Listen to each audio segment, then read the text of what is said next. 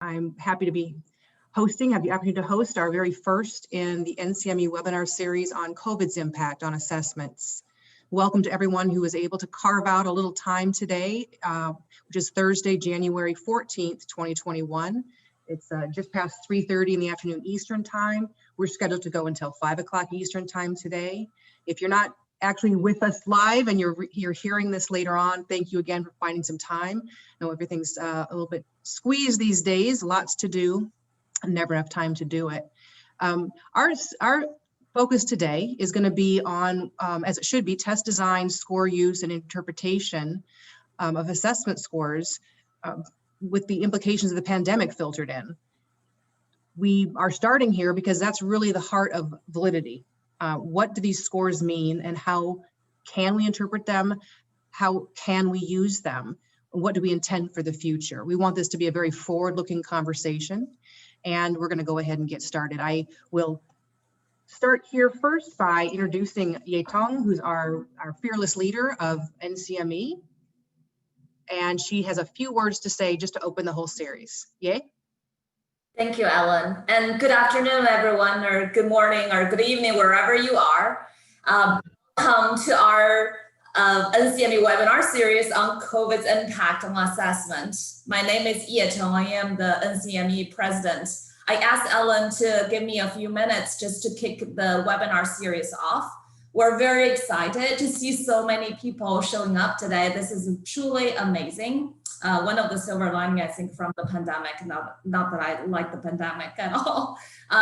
So we have planned a total of 10 webinars. Today we kick it off, and it's going to be offered from now to March the 18th. We offer this every week. It's always on a Thursday. It's 3:30 to 5 o'clock Eastern time on every Thursday for the next 10 weeks. And I hope you will be able to join some of those sessions with us. We're going to talk about the challenges and the issues we're seeing in practical assessments, and especially do a deep dive into the solutions of those challenges. And we're opening these sessions to the general assessment professionals and measurement professionals. We're not requiring NCME membership to attend these meetings, but of course our secret hope is if you're not an NCME member right now, by attending those sessions, you see the value of the organization and you will decide to join our NCME big family.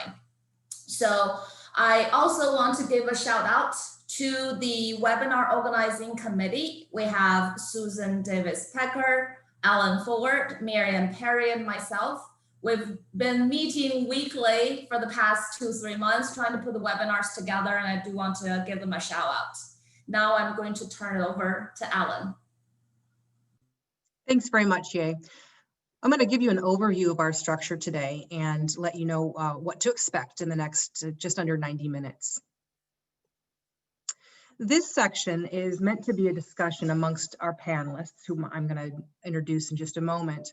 And it's focused around a series of questions around test score interpretations and uses and the implications of the COVID pandemic on those. Other sessions may be structured differently over the course of 10. In this case, it is a discussion, and there's no formal presentation or slide deck beyond what you're seeing right now. You will have access to this, and you'll note the bottom bullet there that this session is being recorded. So just please be aware of that.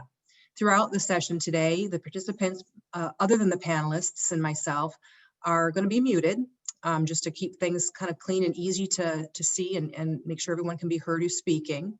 But we have a chat feature that you can use. I think I put Q&A there, but you can find a place to ask questions, and those will be monitored and fed along to me. I'll do my best to kind of look and listen to those as best I can throughout the conversation.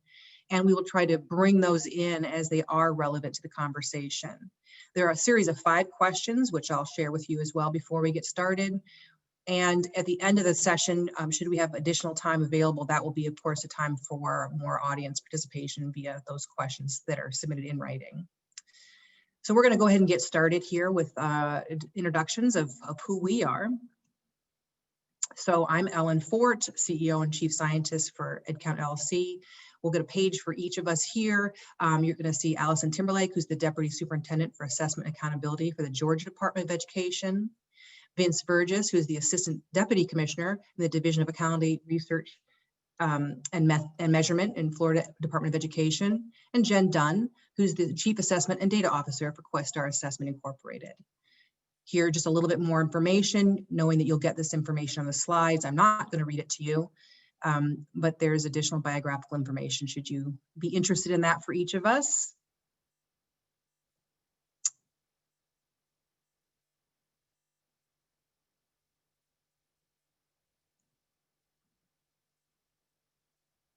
Allison, did you have any opening remarks that you wanted to make at this time? Oh, thanks, Ellen. Just hi, everyone. It's a pleasure to be here. I think it's a great topic, and many thanks to the folks at NCME and everyone for organizing it. And I'm looking forward to today's conversation. Thank you.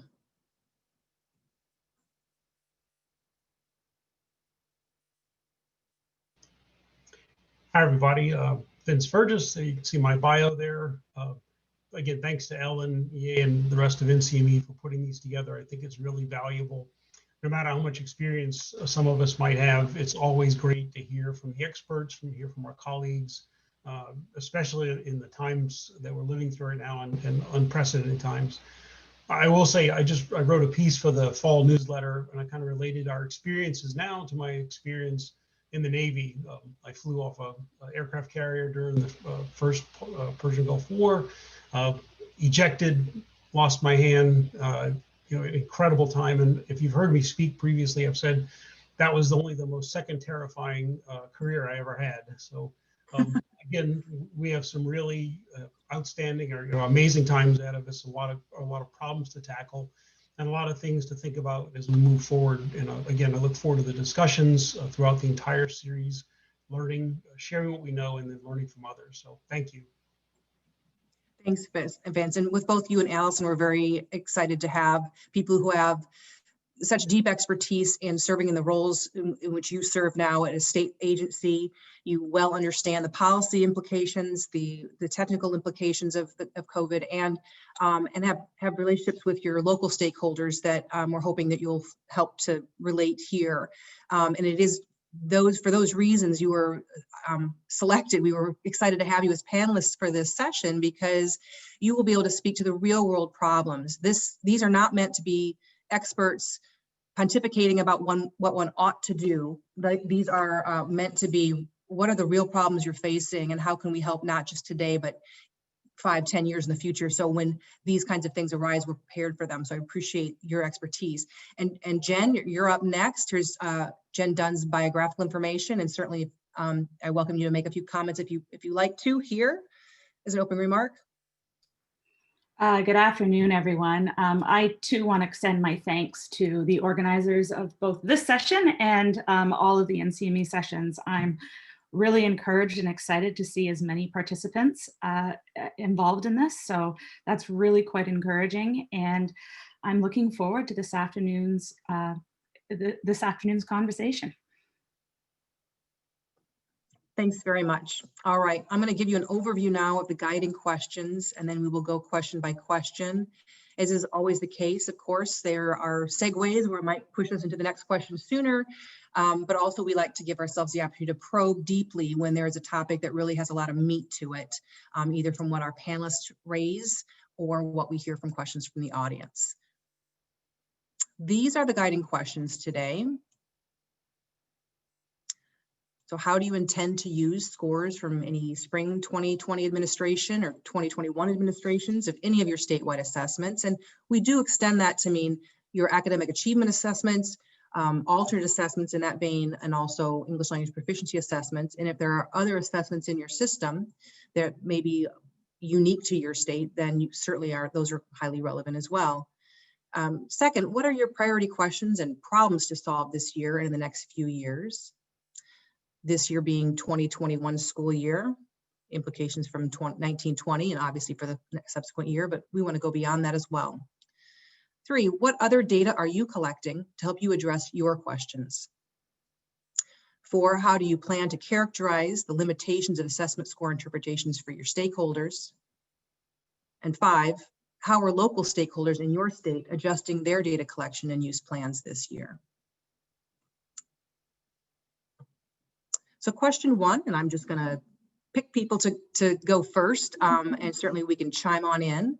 And I think we're all quite able to speak and take turns in that way, but I will often prompt, and I may be asking some probing questions of each of you. So just to give you that warning. Allison, let's start with you. How do you intend to use scores from the 1920 and the 2021 administrations of your statewide scores? Thanks, Ellen. I'd like to give everyone kind of a little overview of how the pandemic affected us here in Georgia. I know it's affected everyone and it's been different in some places, but for us, we shut down quickly in March.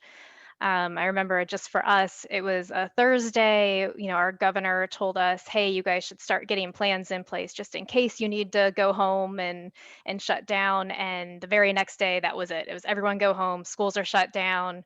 We all expect it very optimistically. Maybe it would just be a couple weeks and then we'd be back in school and back at work. And obviously that didn't happen. It's been almost a full year and it's still going. But things shut down. We canceled all of our spring testing. Our legislative session had been interrupted in the spring, so it finished in June. We had new assessment legislation that reduced a bunch of our testing. We got rid of a bunch of tests and had some other changes there. We requested another federal waiver of testing for this school year, which got denied. In light of that, we sought to eliminate or significantly reduce all of our state consequences associated with testing. So getting to how we're using results this year, we eliminated those. For example, we have a promotion retention law in grades 3, 5, and 8. We gave flexibility and waivers with that. Our EOC, our high school EOC scores typically count 20% in student grades. We couldn't make it 0 because it was in state law and it was a pain, but our board reduced it to 0.01%, so effectively 0. So that way, if students and families choose not to come in for testing, it won't impact their grades. We're not using it in teacher evaluation this year.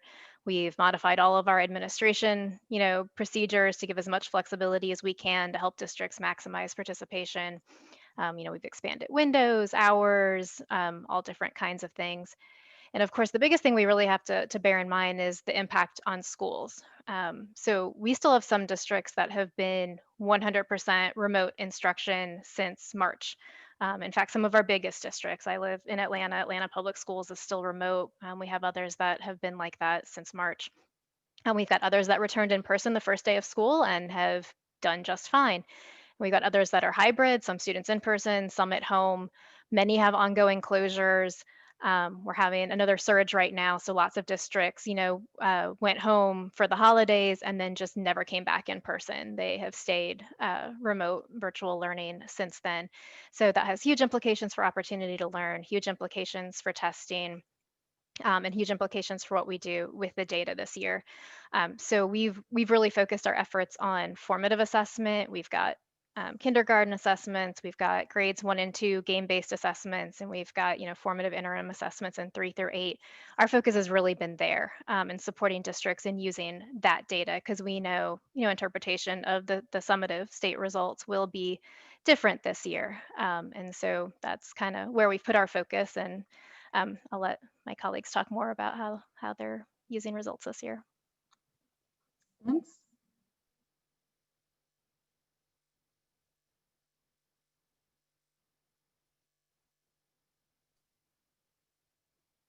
All right, you're up, Vince. I'm going to ask you about Florida. What's going on there? Okay.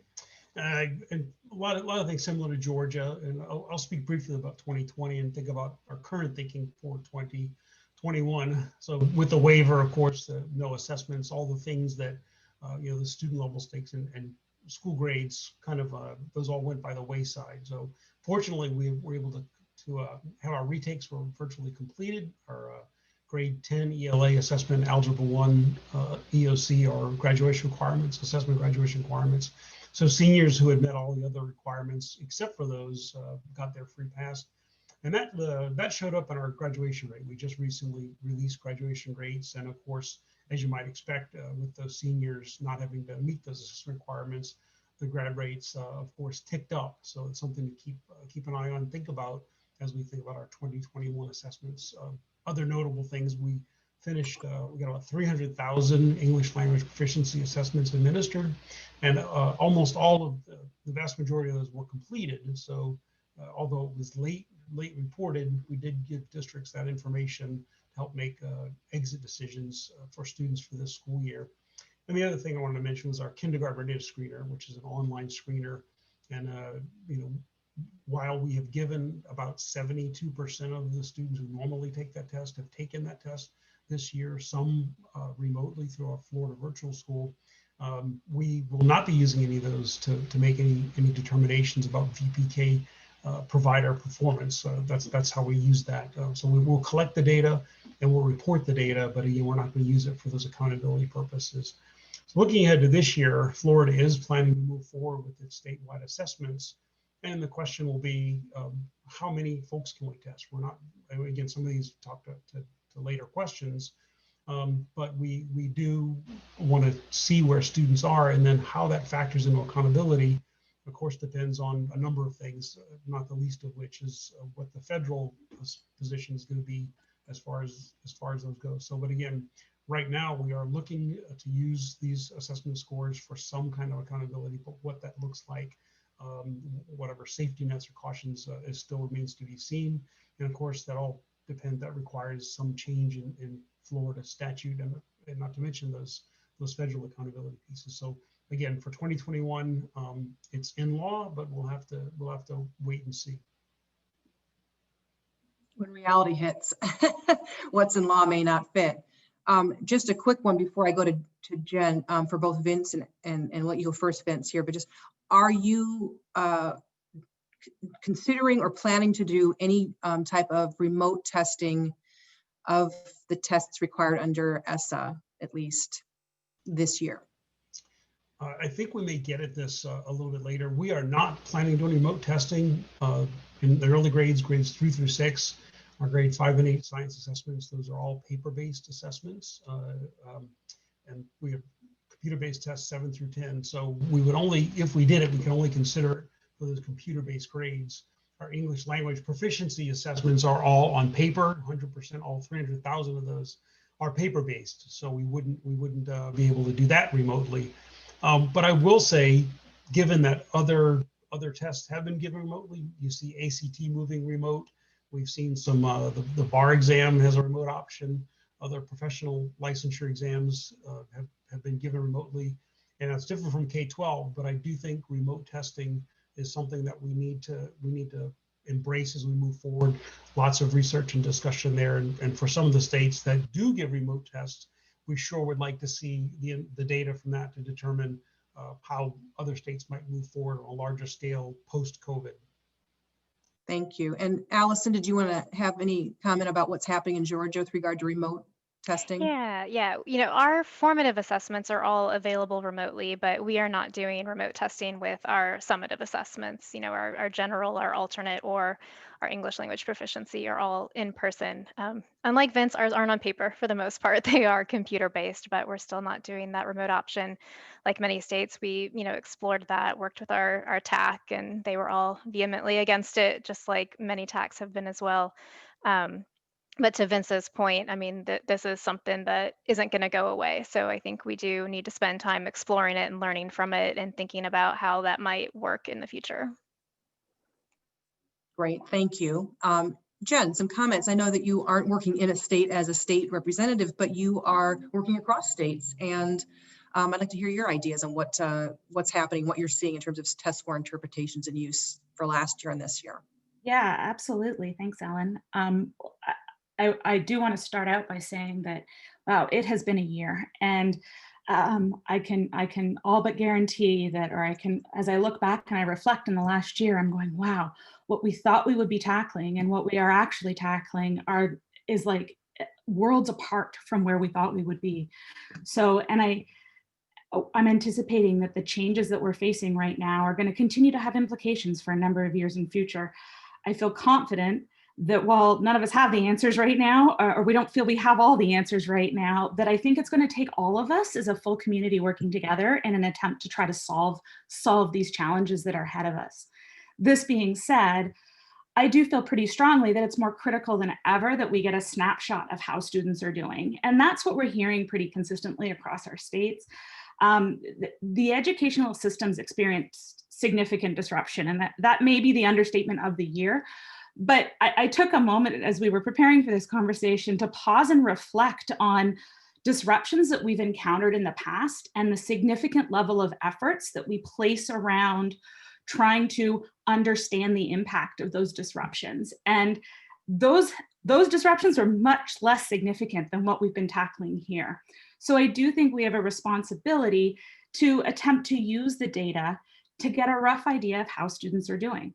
Now, I stopped short of recommending that we attempt to unpack cause and effect of performance differences, because I don't think we have the data to do that effectively. And I worry a lot about the misinterpretations that will result from that. But I do think it's critical that we use these assessments to try to get insights into where we are. Now, there's of course the obvious caution with this, which is that our large scale tests aren't currently designed to tell us what instruction needs to happen next. And it may not be appropriate, particularly this year, to interpret strengths and weaknesses at individual student levels. And that's a really, really tough thing to grapple with right now. However, I do think that these tests can tell us how the population's doing in general. I think they can help us identify groups that are falling further behind. And I think this is important information for us to have. And right now, from what I've seen, I think the large scale assessments are the most stable, best estimates that we have, or the tools that we've got to be able to gather this data. The caveat on all of this is, of course, that it's really difficult when we're gathering this data to resist the temptation to use these tests for multiple purposes, particularly this year. And I also, of course, understand that there's a desire to better understand the performance of individual students, right? Our educators need help, our educators need support, and I absolutely recognize that. So again, this is where I encourage us to sort of look broader and also figure out how to work together effectively. We've got some diagnostic reports that can be gleaned from those interim benchmark providers. We've got data from online instructional tools this year that we've not seen before at the rate that that these are being used. And now some of this information can't likely be aggregated up, but it can be useful to understand where kids are starting from and potentially what they need next. If we're willing to use this as a moment to get creative, and I'm going to try to push us to think creatively about what we can be doing, with the purpose of better understanding the relationships between data collected from our large scale tests and data collected from these instructional tools and diagnostic assessments, it may be time to think through and support data sharing models. There are obviously some security aspects to this that we need to work through and we need to actively think through. So the risks are not null, and we need to think creatively about how to overcome them. But it may be the time for us to pool our data and to start looking at what can we learn from it. And I'll pause there and turn it over to my colleagues. Yeah, great points, Jen. And Ellen, you said the question 4, was that for the question about seniors? Yeah, it's about how do we protect, and we certainly can have a conversation here, and there's no reason to get, go linear on ourselves here and wait till 4 if it's really the topic now. And certainly its implication, and Vince, you did say that you've got retesting options that are available to make sure that your seniors, but I think there are some special seniors in your situation in Florida. Yeah, there sure is, and we're not alone. I'll give you an example. But we've given about 500,000 tests. We have regularly scheduled fall and winter end of course assessments. Our team in our office, the Office of Assessment, our bureau chief Susie Lee, and our contractors do a great job. So we've given 500,000 tests, mostly for the students who still need a passing score or miss the spring test. Again, it's optional. But still thinking about the seniors this year. They had not a great end to their junior year, and this has been a very strange senior year. And Florida, my example is, if you think about the tragedy of Marjorie Stoneman Douglas on Valentine's Day that incident took place in the freshman building, and those freshmen are now seniors. So they had a really tragic start to their high school career, and here they are ending their high school career in a pandemic. And Florida's not alone. If you think about the devastating wildfires that displaced entire communities, disrupted learning there, floods in the Midwest, and so forth. So these seniors that have gone through some really difficult times in small pockets and statewide and regions, you got to think about that, those implications, those things that those are real impacts that we need to think about when we think about uses of assessment scores in this year. And for you in Georgia there, Allison, I'm not sure if there are tests that are a requirement for graduation. So if we're looking at stakes for individual students there. Yeah, we don't. A number of years ago, we had the Georgia high school graduation test, which passing that, was required to graduate. Georgia did away with that a number of years ago, and we just now have the end of course model, which, counts in student grades, but as long as they pass the course, actually taking the test isn't a requirement. But like I mentioned, we did, reduce the weight this year and try to make that easier, but we don't have, situations like Vince in Florida where students need to take tests and get them in to graduate. Very helpful. I'm going to move us into question 2, because I think we're really getting there today. Click on my screen, and there we go. I think we're entering to this territory already, but what are your priority questions or problems to solve this year and in the next few years? I know that many of you don't just think about this current year, and anyone who's involved in large-scale assessment is thinking always 3, 5, 10 years out. So long-term strategic planning is just part of the game. How is COVID and this implication of the pandemic for last year, this year, and the years to come affected the nature of the problems and your priorities in addressing the issues that arise in your state? Let's go ahead and start with you first this time, Vince.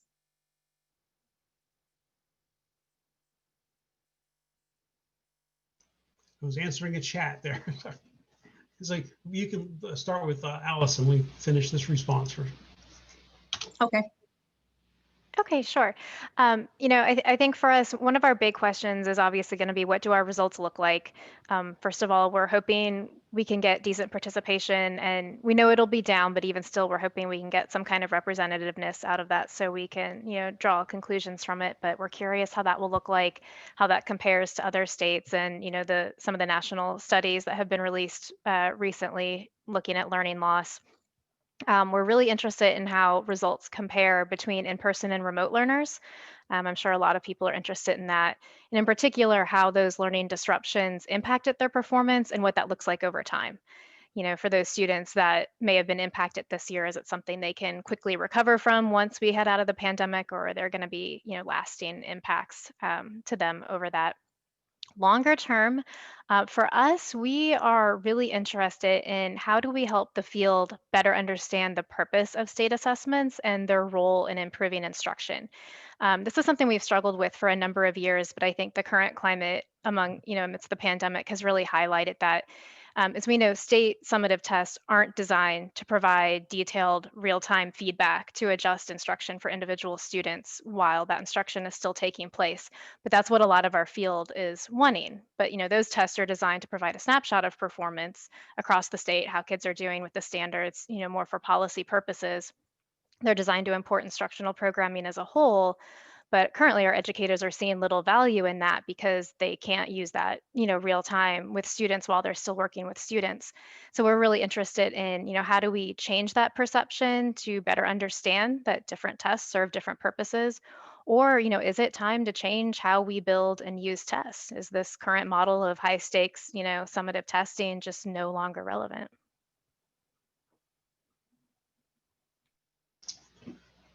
If you want to jump on, I can jump in there. So right now, I think the immediate question is, we need to see where students are at the end of this year. We mentioned the Renaissance and the VA reports, and we have seen preliminarily in Florida that in the early grades especially, you see math scores lagging reading scores, and of course, impact across subgroups is actually you could see some really significant differences there. So our question is, does that persist to the end of the year? Do we eventually get students back in, whether the case counts go down and vaccinations go up? Do kids come back in, and can we close the gap more this year? And then the other question is, over time, how long do these gaps persist? For the students that I mentioned, the grade 3 retention policy, which in reality, there are a lot of ways for our grade 3 students to be moved on to the 4th grade, other than the test, and ultimately few students relatively get retained. But for the students that get the pass, do they get the supports they need in the future years? And for the students that had their graduation requirements waived, can we look at some longitudinal data down the road and find out where those students deserved, how far behind did they succeed in colleges or careers? So that's the biggest thing. So I'd like to see our spring data for the students that are still in the K-12 system. How close was it, and what do we need to do for them this year or in the coming year once we get back to quote unquote normal? And Jen, in terms of your experiences working with states and on large scale assessment systems, in your own work, what are the kinds of questions you're either being posed or that are coming to your mind as you think about priorities for the work this year and in the years to come? Yeah, so short term, obviously a big focus right now is around data use and interpretation. And we've heard that theme repeatedly here. How are we going to interpret the results this year? Should folks end up testing?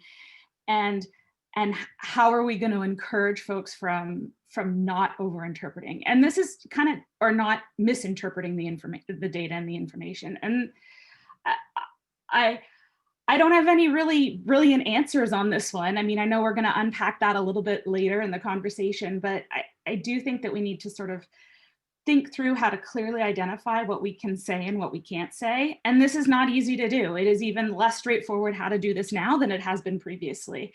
And I think we have to work really hard to try to keep our policymakers and our politicians from over-interpreting. Other short-term challenges that we're facing right now are ensuring and maintaining program stability and continuity. One of the clearly known things from right now is that field testing this year is going to be significantly reduced. And I'm in support of that. I think that makes a lot of good, solid sense. And I think it's unclear as to how we're going to be using how we are going to be able to use the data this year to increase our item banks, if we can at all. The reuse of forms is something that a lot of folks, again, are making use of, and also the right direction to go.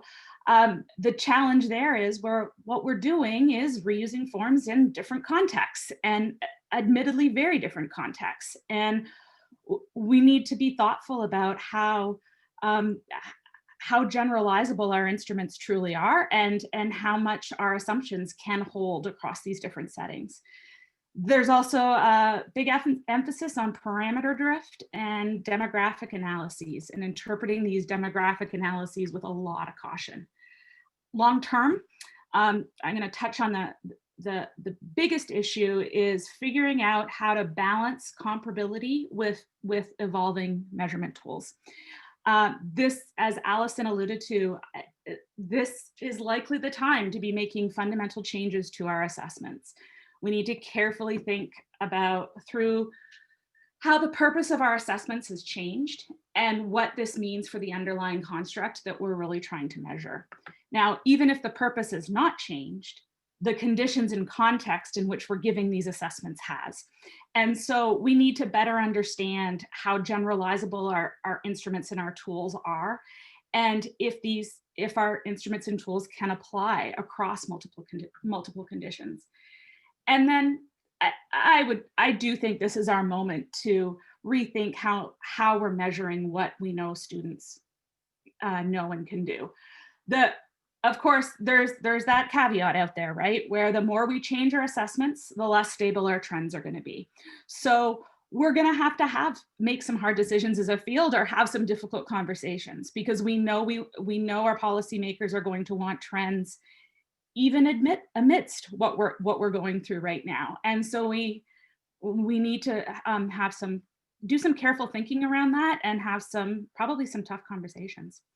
And then the final long-term thing, although I think this could be arguably a short-term and a long-term element, is equity. The gaps are likely to increase. Opportunity to learn has changed, and access to instructional opportunities and the technology that we need to support these opportunities is also changing. And I think that's going to be something that we're going to be grappling with for quite a few years. I think y'all raised a lot of great points, and kind of the thread throughout a lot of them is has to do with comparability. So comparable in score interpretations and uses over time.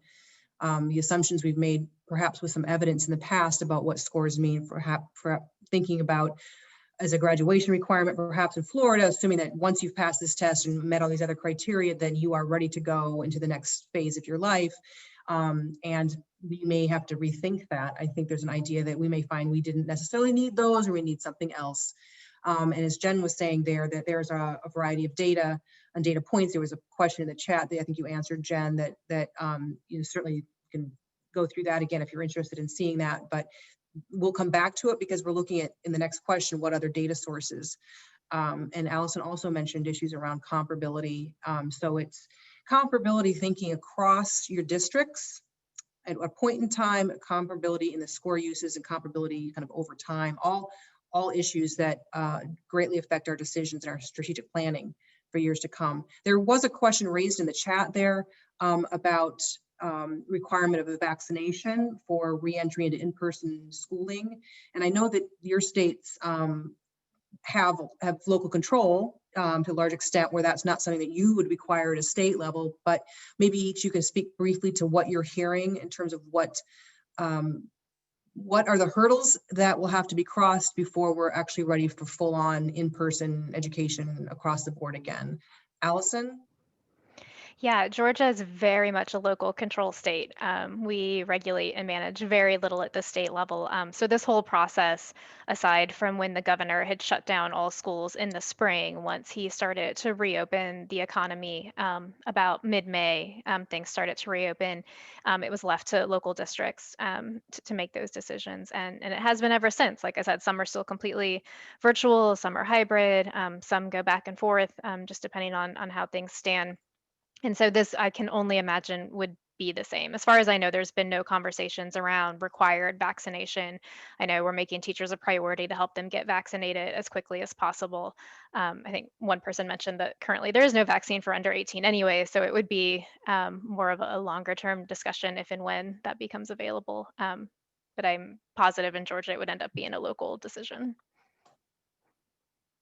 Yeah, and I would say in Florida, same thing. Right now, the priority is 60. We have an older population here in Florida, so 65 and older is the priority. And I think it's just a matter of supply. Once we get enough vaccinations, a vaccine available, I think then you get into those teachers, police, firefighters, the folks that aren't healthcare workers and services. So there are plans. You've got systems in place certainly to have vaccinations, but you need the vaccine. And I think to that, I think there's another question that's semi-related that just talks about what are we thinking about for those parents who absolutely they don't want to have their children in school. I think that's going to speak to the 95% of, I don't see us sending a bus out there and carting kids out of their homes to go test them to get them as far as the statewide assessments. But so I think there's going to be a question around in every state. I've heard that 95% the percent tested will be a big question. I'm going to dip once again into what is set up as our fourth question about some of the cautions you might be giving around test score interpretations and uses in this year and in last year and maybe a few years subsequently.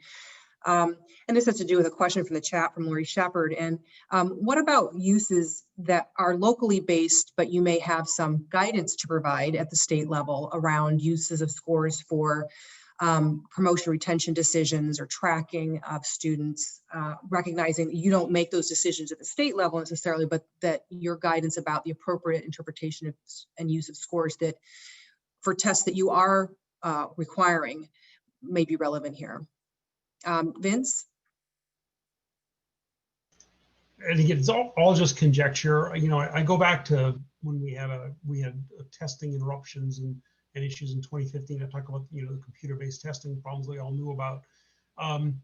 You know, one of the recommendations from a third party came and said, you know, a single test score should not determine a student's future.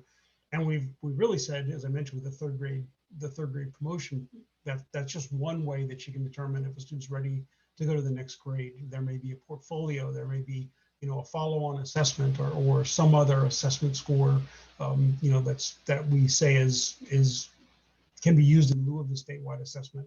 I do think you're going to have the interpretation will be, you should look at other evidence that you have to determine whether the student is or is not ready to meet that requirement. You know, as far as, you know, we have a similar thing to Georgia's, where the end of course test counts for 30% of the student's grade. I think we'll have to take a look at that. So we don't know exactly what the conditions will be when we give the test, but we do know that we'll probably have to give some kind of caution on interpretation or information on interpretation, even to the extent of looking at how that expanded interpretation might impact what we think about as far as accountability. Again, what I mentioned in the chat in private, everything we have is currently in state law. Our legislature convenes for 60 days beginning in early March. So we'll either need executive action or legislative action to determine what we can say about those expanded interpretations. Yeah, I agree with Vince. I mentioned before, we've tried to waive or eliminate all of those types of uses of the test at the state level, at least. And at the beginning of the school year, our superintendent strongly urged districts to not use the state scores for promotion retention, but to use the local information they have that is going to better take into, you know, consideration current circumstances for students, and they can make better decisions than what, you know, a single state test score this year is going to tell them. That might be, yeah, go ahead, Jed. Yeah, I was just going to say that's pretty consistent with what I'm hearing across the states that I work with, and also honestly what I'm hearing at technical advisory committee meetings, as states are seeking out advice on what kind of directions to be given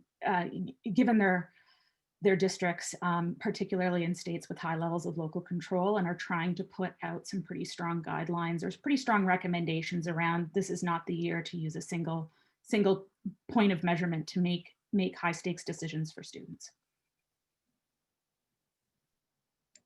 Thank you. I'm going to move us into our third question, because I think we're already getting there. And that has to do with what other data are you collecting? Perhaps maybe it's a local collection, but what other data may be available to help us answer some questions? And I just, you know, gleaning some of the gold from what you were just all saying, there certainly is a shift, and maybe in a silver lining kind of sense, moving away from the notion that people can or should use large scale assessment scores to make student level high stakes decisions.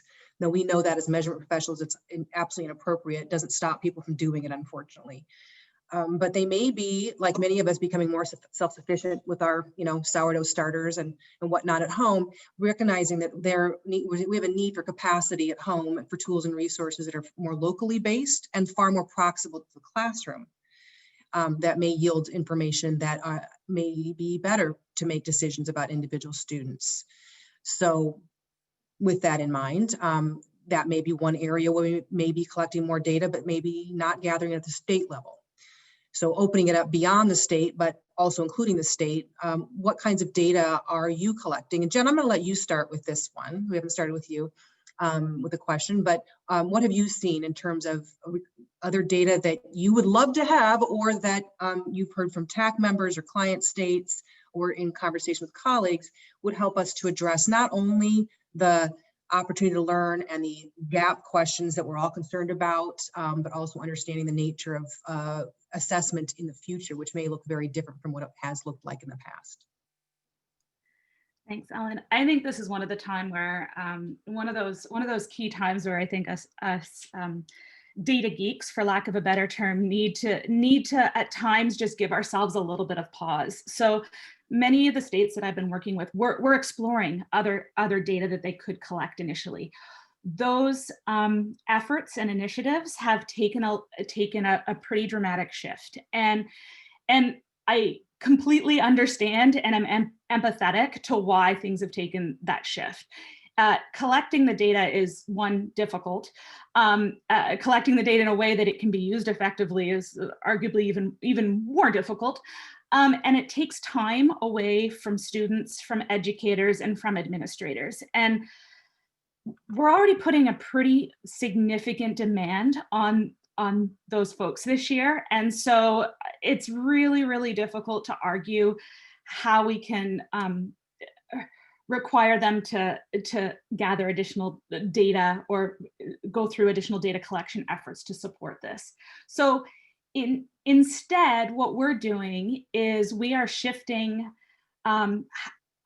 and looking at how can we use the data that we've already been collecting in slightly different ways. And so this can mean anything from additional forensics analysis or additional analyses that have historically been thought of as forensics analysis.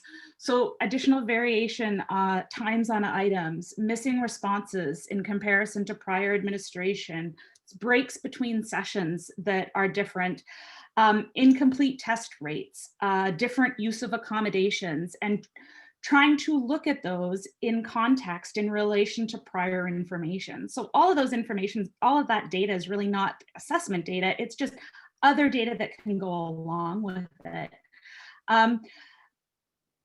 Ideally, if we can gather additional contextual data where the assessment was administered, if we're in a world where we are giving remote testing, even down to device use for test delivery, and taking a closer, more careful look at that this year. And then we're putting a big emphasis on contextualizing any of that data that we are collecting. Now, that being said, if I could wave a magic wand and magically collect some data, I would be really, really curious to take a peek at any data we could get on learning mode. So where the kids are learning, and even hours that they're spending in terms of instructional time, whether it be online, in school, or some combination of it. The devices, what they're using for their online learning. And the key piece is that instructional time by those different learning modalities would honestly be fascinating to use and to look at if we were able to get our hands on it and collect it. Thanks. And we're going to move on to Vince. I just want to remind, there are people who have joined since we started the session earlier today, that we are encouraging people to enter questions they may have into the chat. We're monitoring that. So we're bringing them up in some ways as they come up, but also I may be banking some of them for subsequent questions, but please put any questions into the chat so we can address those. Thanks. Okay, Vince. Yeah, and Ella, I'm seeing some great questions that if we haven't gotten to them, I'd love to get back to them at some point. Yeah, this has been a really, the data collection really goes back. I mentioned 2015. That was a big states. As far as testing, too much testing time, new standards, and so forth. There was a change in state law that basically, to answer the call that there's too much testing going on, we basically said we're going to leave it to districts to measure students' progress, throughout the year until we get to the end of the summative assessment. I think a lot of the people in the legislature or even at the state level assume that those interim assessments would all go away because parents didn't want their kids testing. And it wasn't true. That's not what happened. Districts still kept, because they wanted to know where kids were. They wanted to have an idea how they would do on the summative assessments. So they gave those. They generally, almost all districts in Florida, all schools give some kind of progress monitoring. But because we had ceded that over to them, we had no visibility whatsoever into what was happening during the year.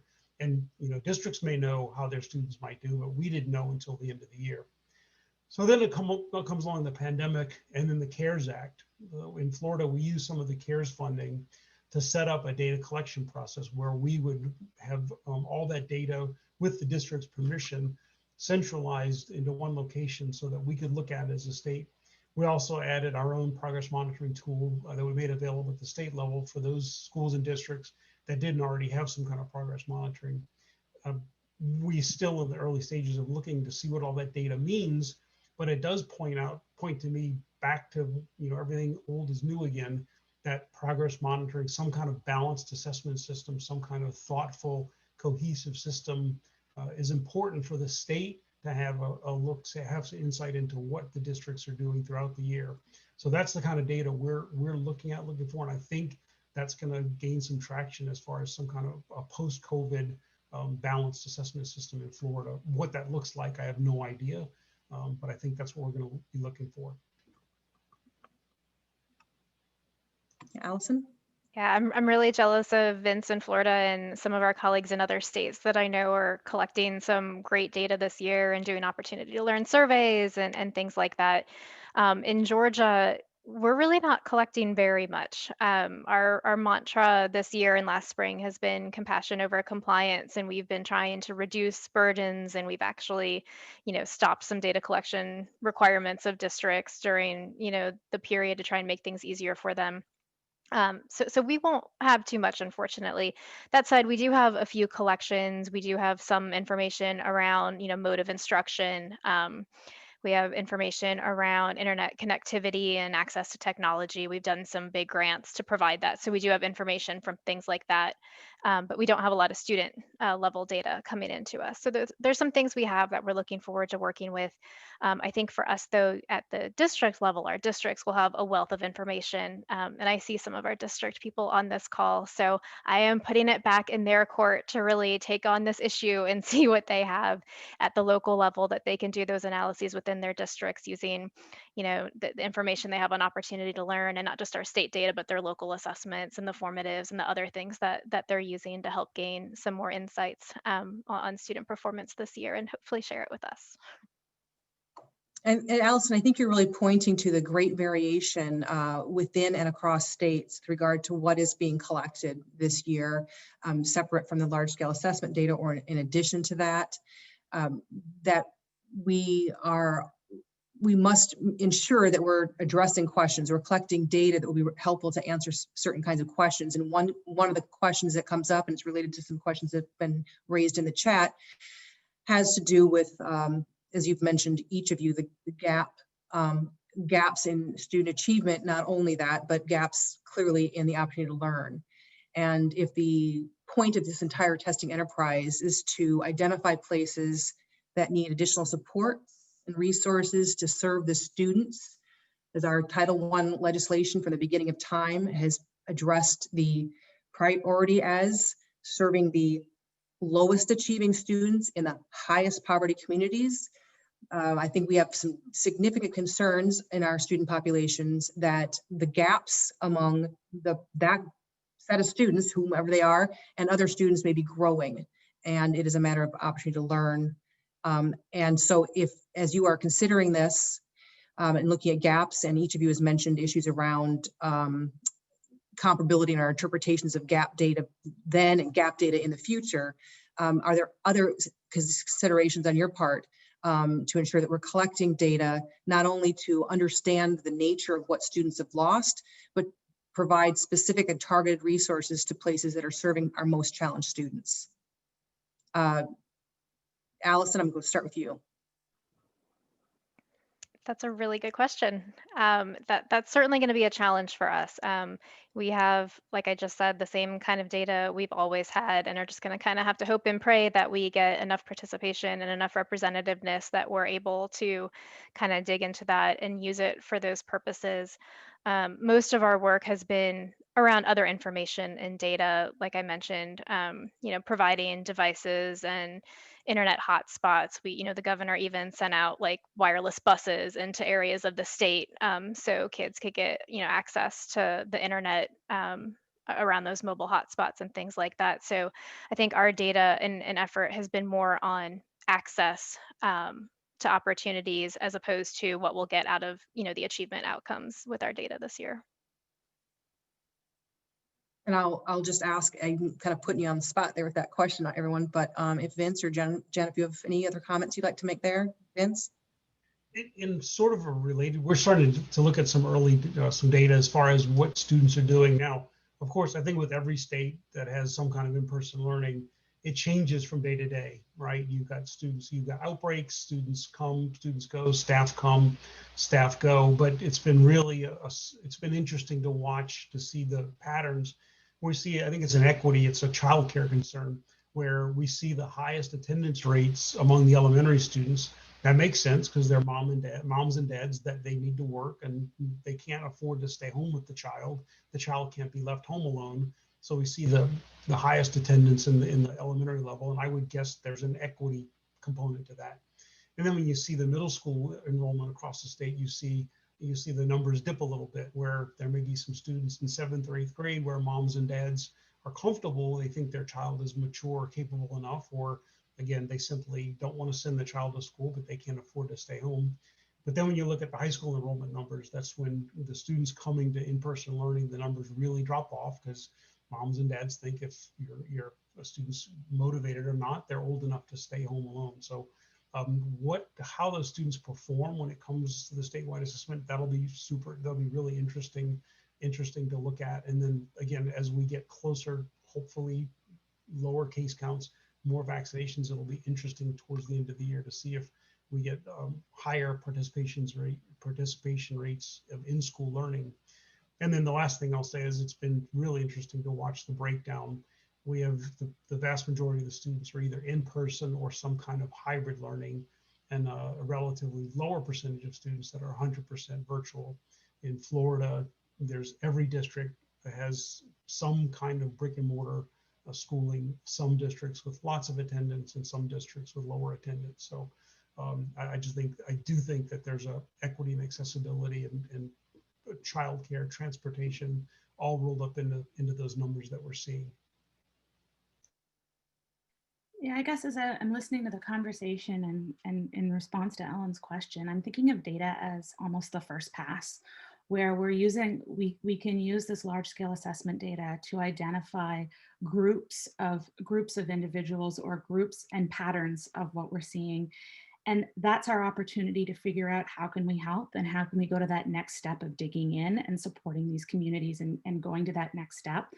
I don't know that the data is going to have all the answers or give us all of those pieces. I think that's our first pass for us to then try to take actions and start to help. And that's there's a shift there that we have to go through, because it's not a punitive accountability type of model, right? It's a how can we help? And so I fully acknowledge the best of intentions can often get misinterpreted and misconstrued. But hopefully in this time, we're going to sort of take a pause and a step back and figure out how to help these communities and these disadvantaged groups.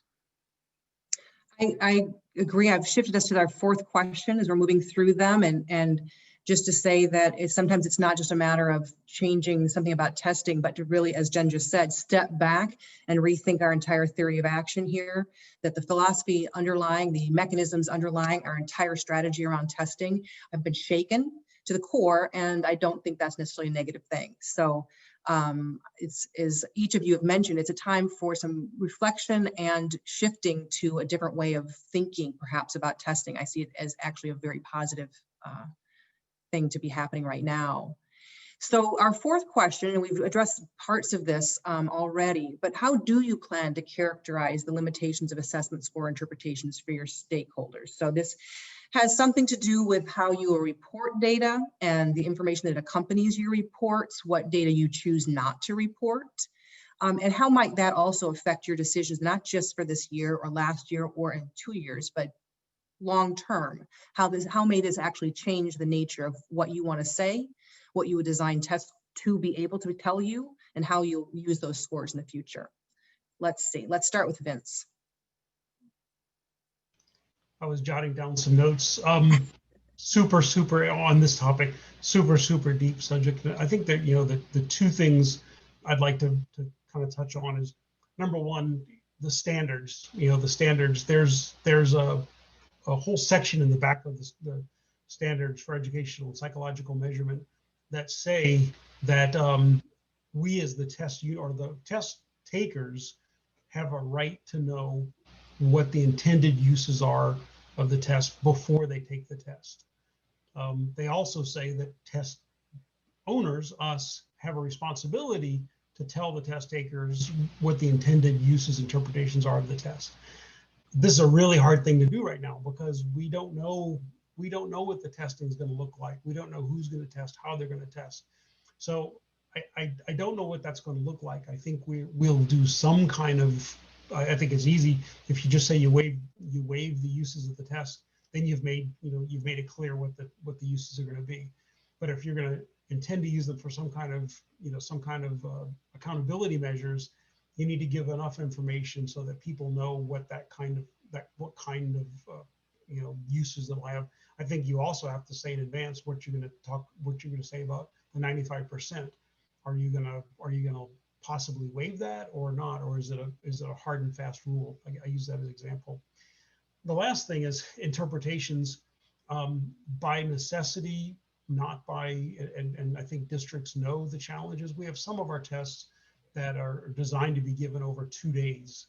And to limit exposure, we offered districts, with the caution of students taking a test intended to be taken over 2 days, to take it in 1 day to minimize exposure on campus.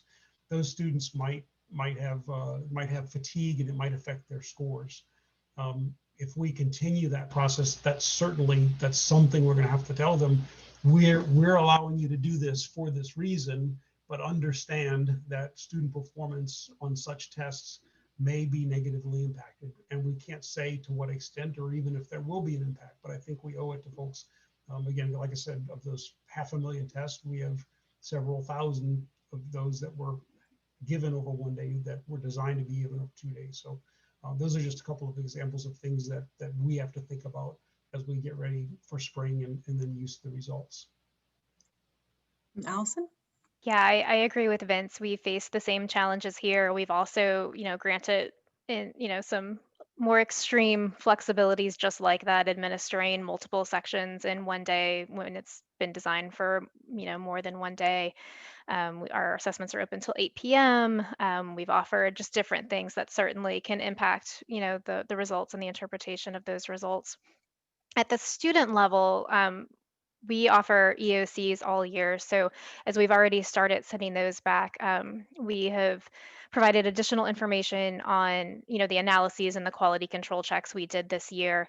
Obviously, we did the same things we do every year, plus then some, given that it was a COVID year. So we wanted to outline all of that for our educators so they understood exactly what we did and that we didn't have any concerns or issues with the scores from a psychometric perspective. We, of course, gave the limitations you would expect around you have to consider opportunity to learn and all these other things as you interpret the results. But we've done that at the student level. We are kind of in a wait and see mode in terms of how we report aggregate results, largely because we need to see what testing is going to look like. How many students are going to test? How representative is it going to be? So we can make those decisions. We're already talking about different plans and options. We don't want to just report everything the way we would in a normal year, because that would kind of make it too easy for people to make the same comparisons and interpretations that they would in a normal year if it all looks the same. So we do know we want to try and make some changes there to provide more context, more limitations, more caveats, and make sure it looks different. So it forces people to read those and think about those before they just move forward with trying to make the same interpretations that they would normally make. And Jen? Yeah, I love the idea of making the reports look different this year, and making sure that things are looking different to try to minimize the number of prior comparisons that we've got in place. This conversation is interesting because it reminds me of a rule of thumb that was shared with me in approaching the management world, which is you got to say it 21 times. You've got to say it 21 times. So I think we have to get vocal, and I think we have to get repetitive, because saying it once isn't going to be enough here. And so we're going to have to keep saying it over and over, encouraging, gently reminding stakeholders that there's more than straightforward academic learning happening this year, that our standard interpretations do not apply. when students were entering physical buildings, a lot more of the elements could be controlled by the educator. That's gone. And we weren't that great at really quantifying all of our clear interpretations at that point in time either. So there's just a lot more variability happening, and we need to keep that in mind. The other thing, and I saw a comment in the chat about this, there are factors that our academic tests don't measure directly, and there's a lot going on outside of just academics or outside of just what we're trying to measure this year. And we need to continue to keep that in mind. Social emotional learning, the home environment, the health factors, employment, technology. There's just so many other intervening factors that are happening. And in terms of interpreting the data that we've got, I just encourage us to contextualize things as much as we possibly can. Contextualize it in relation to who is the population that this data represents. What do we know about them? What are the demographics? There are some, I'll get a little technical here, but there are some explanatory IRT models. There are some things and tools that we've got that we haven't historically used that we may want to consider using here. They may not be appropriate, but on the other hand, we may be able to sort of stretch what we've used them for historically, and that may be an opportunity for us. So I just, encourage us to relook at all of our tools and think through, what do we have that we can use in slightly different ways here to help support this. Yeah, I would also, Jen mentioned the chat, and I think all the panelists are kind of looking at the chat. We've been trying to pull some questions out. There's some great resources and conversations going there. The chat will be saved, but you can always save your own chat if you look at the 3 dots down below the chat window for you, and you can save that to get at those conversations and resources. Certainly, you've all mentioned opportunity to learn, and others have made the distinction between opportunity to learn, where we've made big assumptions in the past, and we recognize that we can't make those assumptions now, although they may not have been appropriate in the past either. And the distinction between OTL and opportunity to perform well on a test, that the circumstances under which a student would actually be engaged in the testing process has also changed, and both of those things will muddy the nature of the score interpretation. So it sounds like there are those who are quite interested in researching and looking at those for implications. And in some areas, in some states, we may be collecting data that will allow for that. But I certainly see from the chat, from other conversations, and from what I've heard from you, there is a strong desire to know more and to collaborate with others in ways to help understand where we are and where this can take us. And I think that's the key piece, is what do we need to take from this as we move forward? I, for one, don't believe we'll ever go back to the world as it was in terms of testing or instruction. I think we've broken some boundaries, in fact, in a positive way. And we need to leverage those lessons for the future. So I'm going to move us into the next question, and we may end up having some time for more open conversation from the audience questions.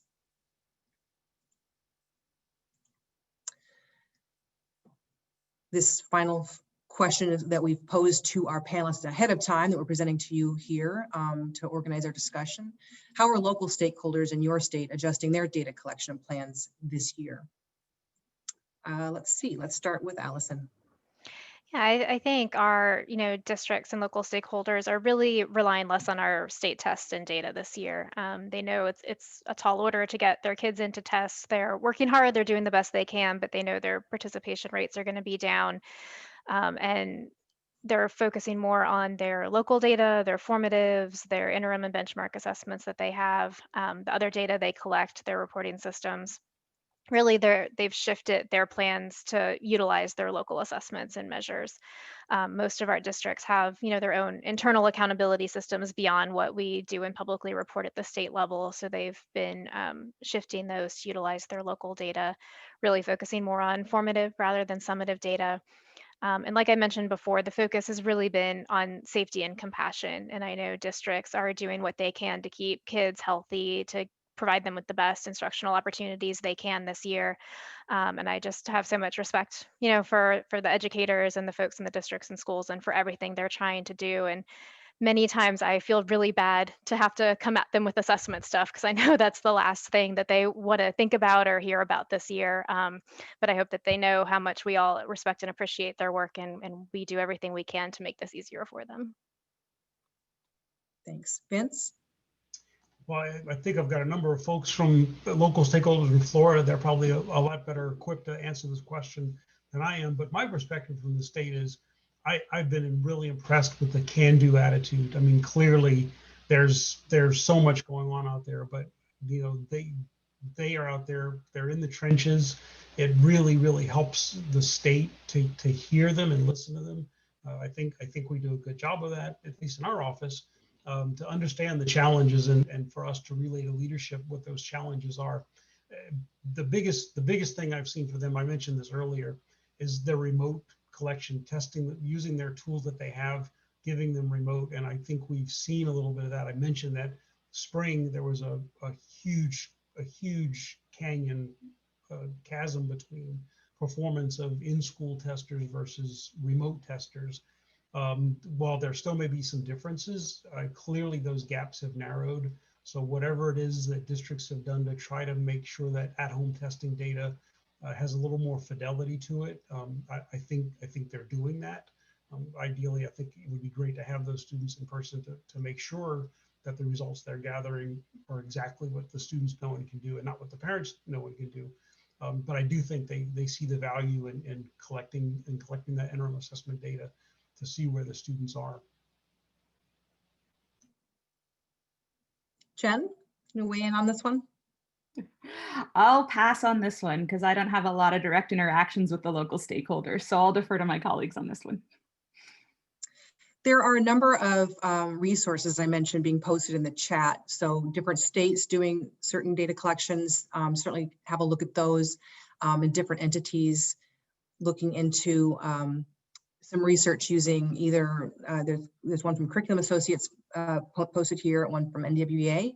And we're beginning to see a lot more of these being posted publicly as people have a chance to look at the data from the last year or so. And you all have mentioned, those of you in the States, that there's a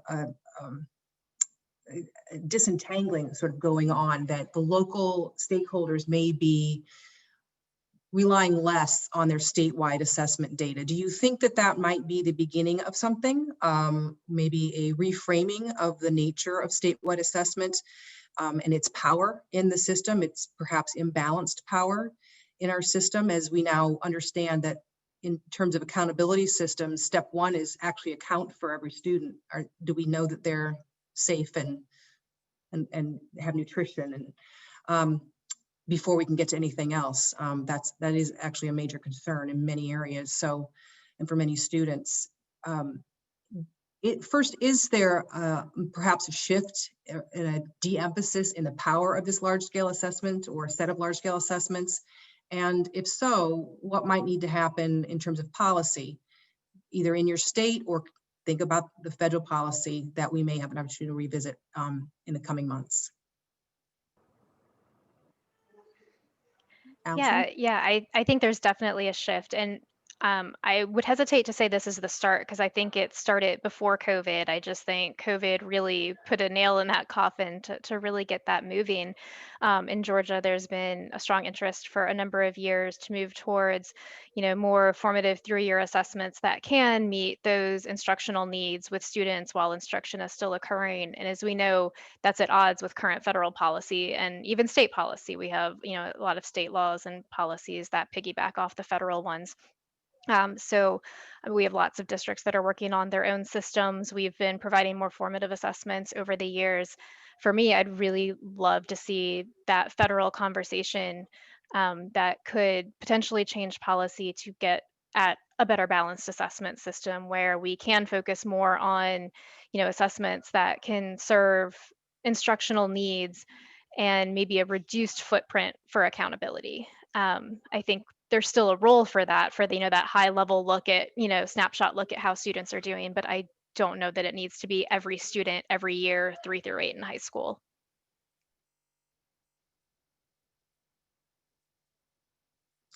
Vince, did you want to weigh in on this one? Yeah, I just to echo Allison's great points, I agree totally. We've looked at some potential, back from the park days and since then, the potential for some kind of a through course, a 3-year assessment to replace, the summative assessment. But I think every time you do, when you do that and you say, well, districts find more value, they like these interim assessments. But if you make it part of the statewide, the summative assessment, you try to roll those tests up. Not only do you have data matching issues and all those other kinds of things, once you slap that accountability use on those interim assessments, it changes the nature and the utility of that assessment.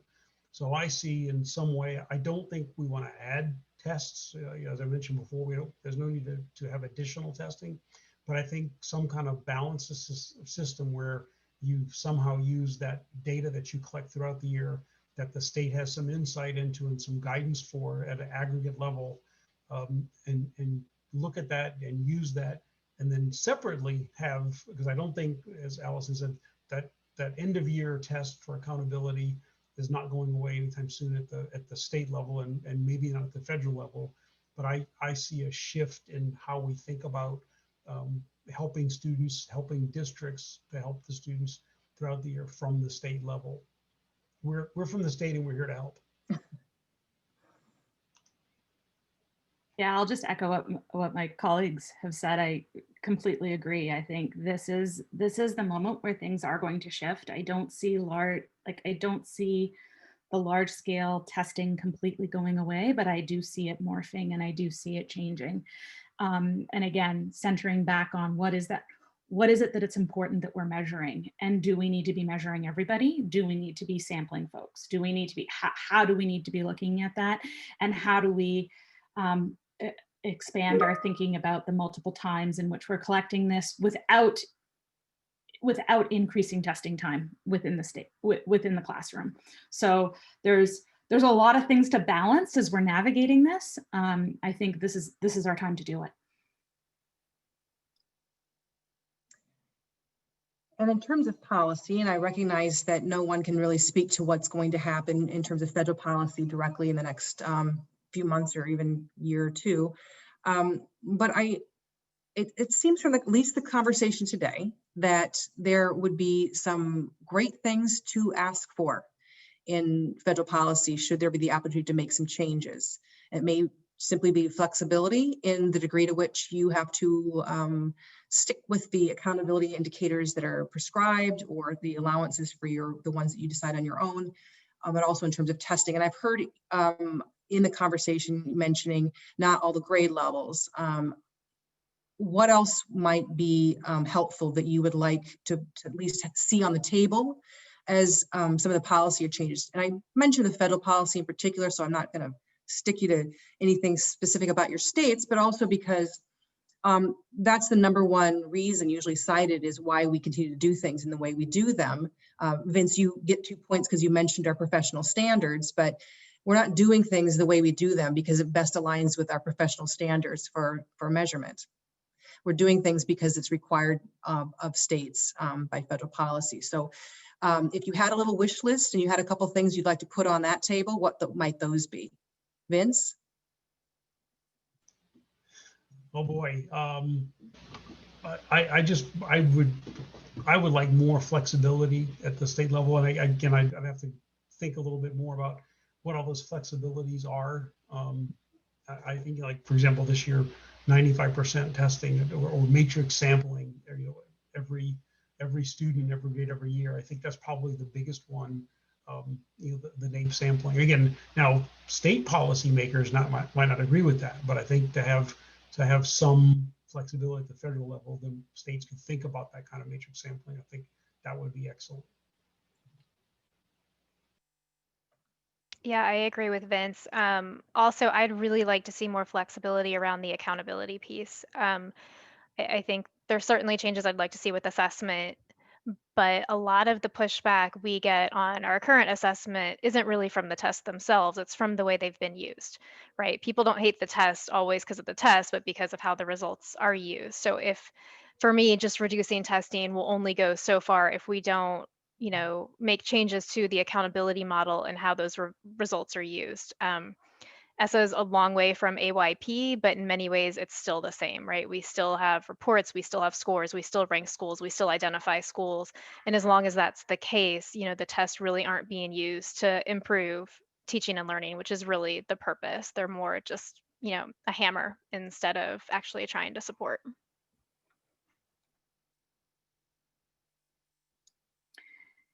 Yeah, I wish we could recenter in on the purpose. So building on what Allison said is what's the ultimate purpose? Rethinking through our theory of action, what are we trying to accomplish?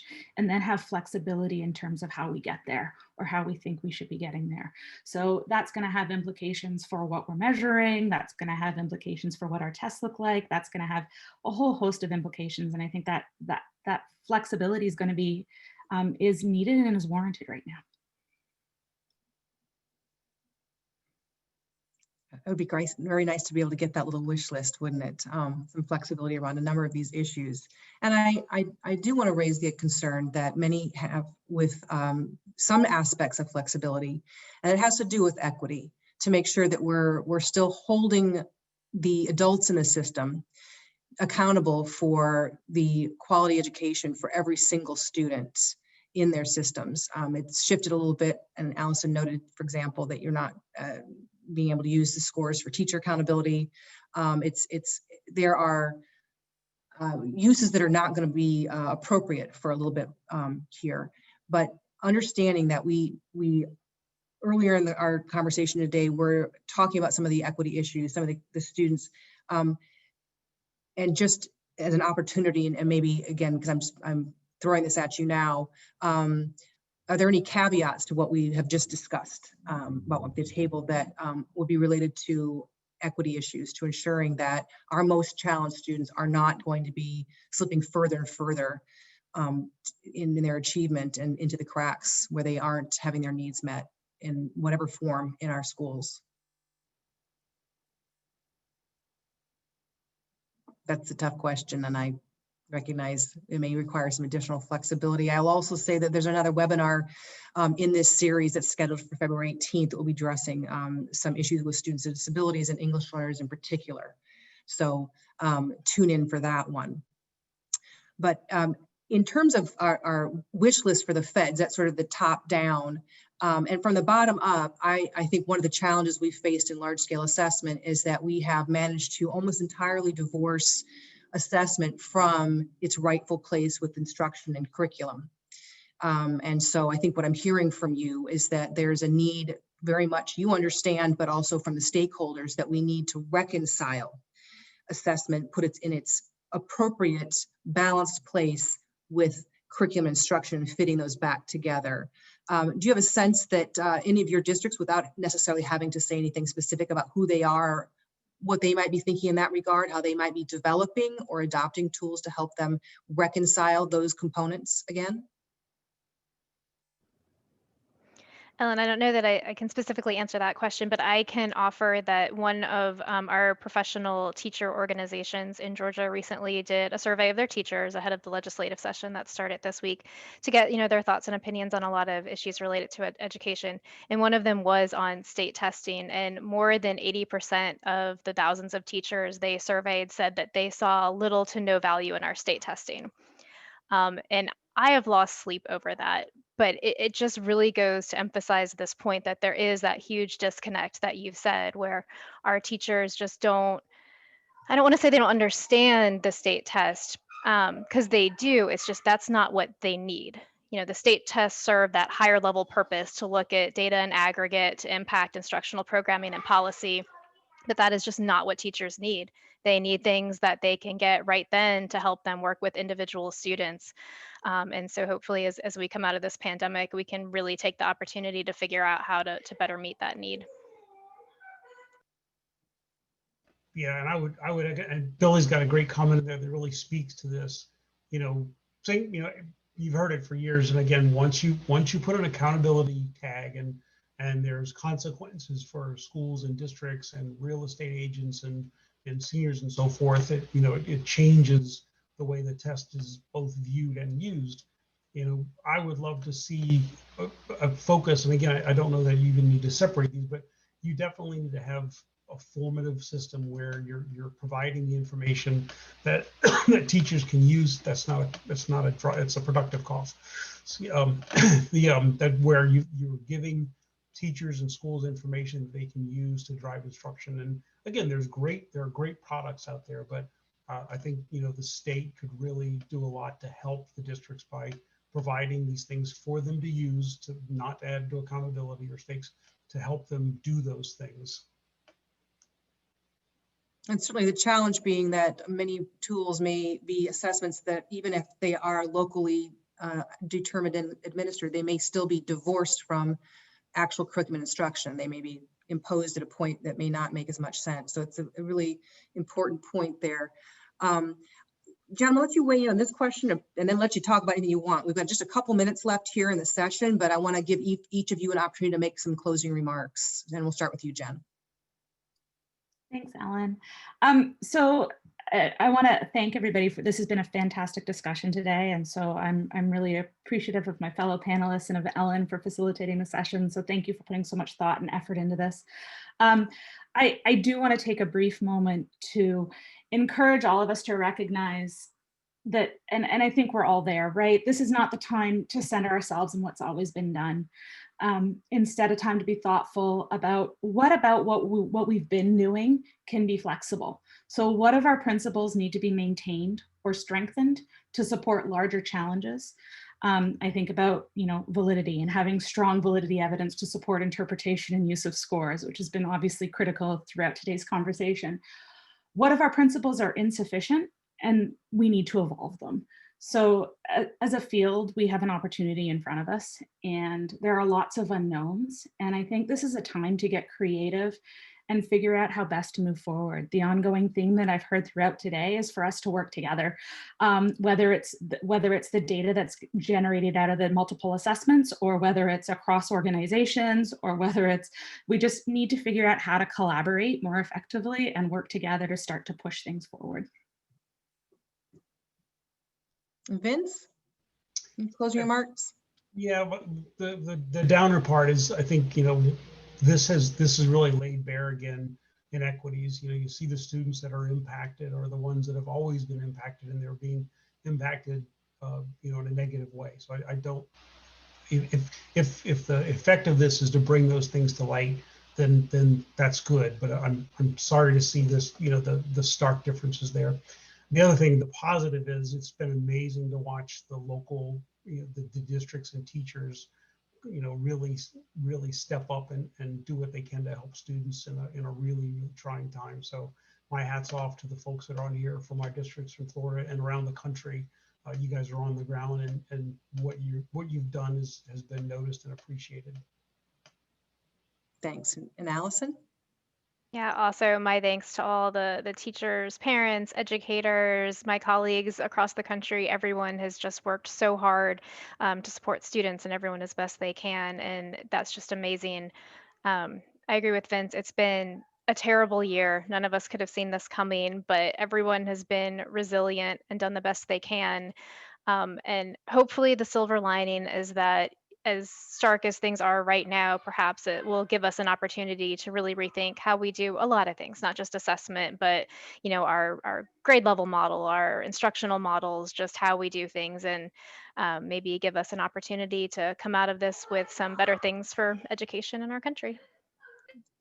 I want to thank all the panelists and all those who have participated for this opening session, for the 10 sessions that the NCME organization is offering on the implications of COVID for large-scale assessment. I will tell you that the other sessions go deep into specific issues. This was our opening, lay out the groundwork kind of conversation. So if you're interested in issues around equating and stakeholders, if you're interested in licensure and certification kinds of issues, please look at the agenda that's posted on the NCME website to find sessions related to those. Andrew Ho had a question about whether you're joining the after party. We hadn't planned on that. That's entirely up to you, but often there's an opportunity for the panelists and any of the participants to kind of stick around, but we stop the recording if there are questions, just because people can maybe think a little bit more freely in that way. But I don't have the authority to offer that necessarily. That's really up to those operating the system right now. But thank you for everyone. I appreciate your participation. Thanks very much to our panelists, and we'll see you next week, same time, same place. Great job. Thank you very much, Ellen. Thanks, everyone. Great. Good Thank you. job. Yeah, thank you, everybody.